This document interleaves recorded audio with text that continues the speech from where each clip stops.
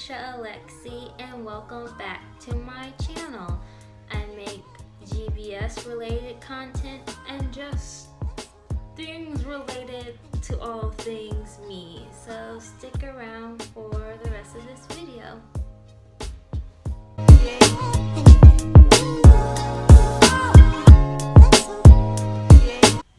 So, how I deal with nerve pain or neuropathy and stiffness.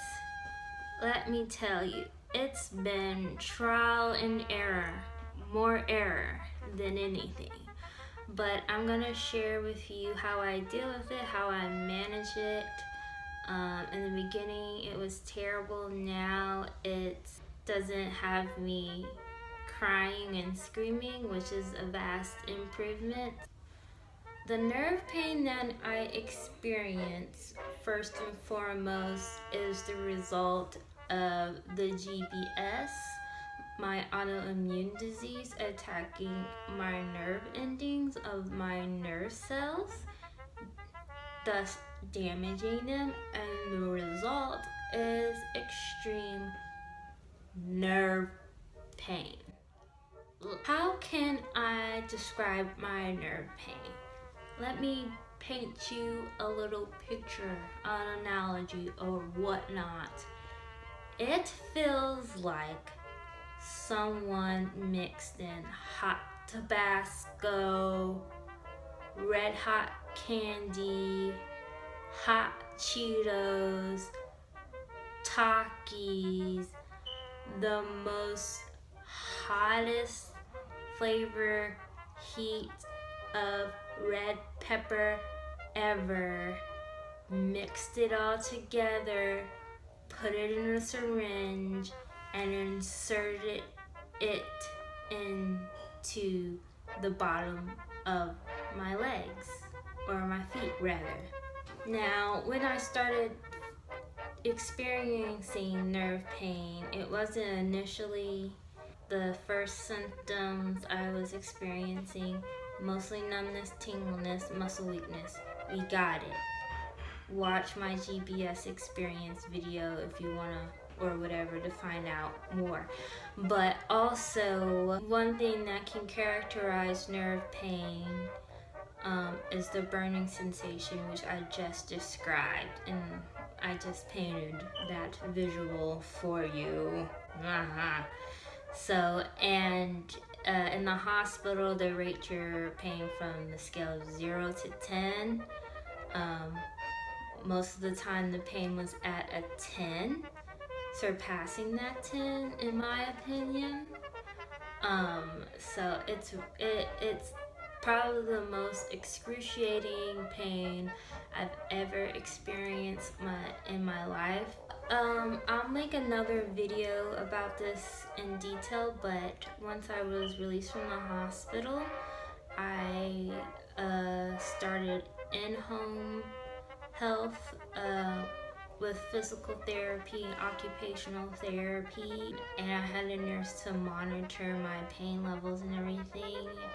And so for the beginning of the time post being in the hospital and post-diagnosis, my pain really felt unmanageable. But the first thing they really do to manage the pain, especially the severe nerve pain, is prescribe you nerve pain medication. Now, nerve pain medication is different than your regular just pain medication, like your Tylenol, your ibuprofen, your Advil. It really specifically does its job in addressing the pain that you experience with the nerve damage, or in my case, my nerve damage. When I was in the hospital, I was prescribed 2 nerve pain medication. One was gabapentin, which I think the actual branding of the name is called Neurontin, and then Lyrica. And as of right now, I take gabapentin still twice a day, but instead of Lyrica, I take Cymbalta once a day, and that's helped manage my pain levels pretty significantly. Obviously, being diagnosed September 19th of this year, I'm still early in my journey of dealing with nerve pain, and I've yet to get off nerve pain medication. That is a goal of mine in the future. But unfortunately, the nerve pain medication sometimes can't solve all the problems I deal with when it comes to my neuropathy and everything. One of the good things about having in-home health is that you have both a PT and an OT to give you suggestions other than just taking the narcotics. And one of the suggestions that I got from my occupational therapist is getting a foot roller. So this is a foot roller. I got it, or rather I had my brother purchase it for me at Target. It was $16. So for the price that it's attached to this product, this is not sponsored. It's not. And in the beginning, when I was still having just the worst pain, one of the things I would do before I go to bed or throughout the day, in between the times that I would take my nerve pain medication, because I did not want to abuse any pain medication, whether it was addictive or not. I wasn't taking any opiates, but I'm not that type to just be popping pills like that. I don't like to swallow. Anyway, so this helped. It like pinpoints like muscles in the bottom of your feet and your toes and loosens it up, and like this was really a godsend, especially when the pain was persistent. If I mentioned before, most of the nerve pain I experienced was in my feet area, my hands, but not so much, but just really my feet. That was the problem area.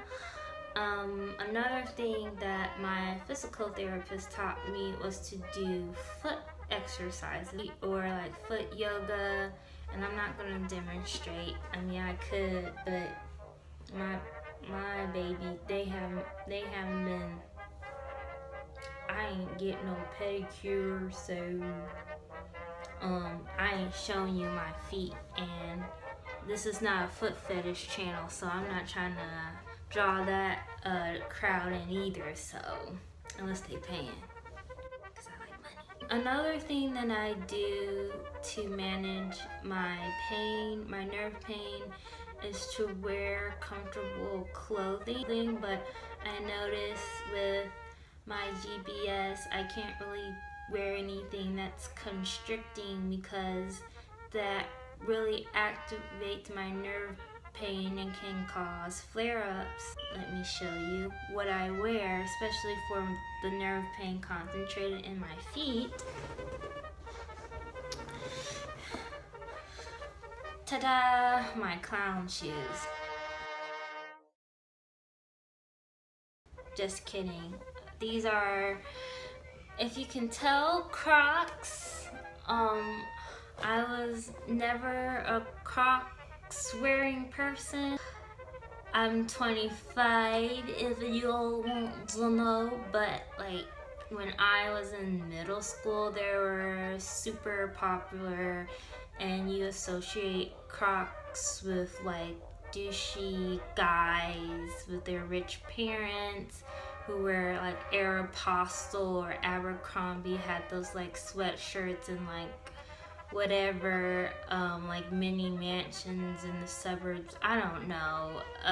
That's what I associated Crocs with, but turns out they're very comfortable. I found that wearing regular size fitting shoes, especially with like regular socks and not just hospital socks, really activated my pain and made things intolerable. Also, I would like to shout out the YouTube channel Holly After GBS. And she made a video about nerve pain, and so I will link that down in the description. So if anyone wants to check out her channel, by all means. And so I also follow her on her social media via Instagram. Thank you for watching this video.